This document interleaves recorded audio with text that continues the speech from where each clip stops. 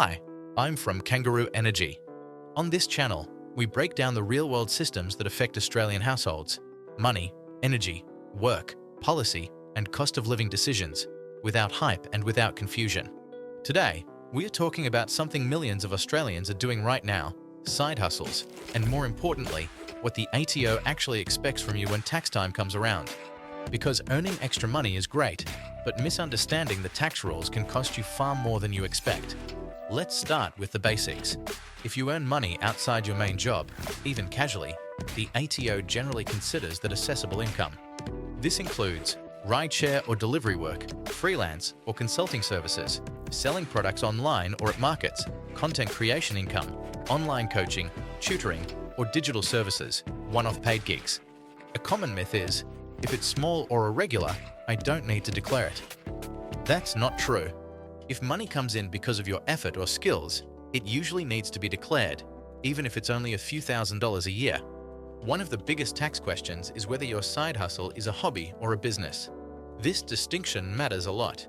A hobby is typically occasional or irregular, done mainly for enjoyment, no clear intention to make profit, no advertising or structured operation.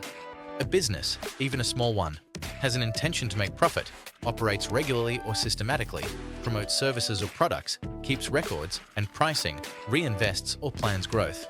If you're actively trying to make money, the ATO is more likely to see it as a business. And once it's a business, your obligations change. If your side hustle is considered a business, you'll usually need an ABN. An ABN allows you to invoice properly, avoid higher withholding tax, be recognized as a legitimate operator. Now, GST is where people often get confused. You only need to register for GST if your total business turnover reaches $75,000 per year. Below that, GST registration is optional, but once you cross that threshold, it becomes mandatory. Ignoring this is one of the fastest ways to create problems with the ATO. Here's the upside of running a legitimate side business. You may be able to claim deductions for expenses directly related to earning that income. This might include tools or equipment, software subscriptions, business use phone or internet, vehicle expenses, platform or transaction fees. But there are two strict rules. 1. The expense must be related to earning income. 2. You must keep proper records. Personal expenses, meals, or private costs can't be claimed just because you have a side hustle. This is where many people overclaim and where audits usually begin. Here's something many Australians don't realise. The ATO now receives data directly from gig platforms, online marketplaces, payment providers. This means undeclared side hustle income is far easier for them to detect than it was years ago. Not declaring income doesn't just mean unpaid tax. It can lead to penalties, interest, and amended returns later. If you're earning side hustle income, here's the smart approach.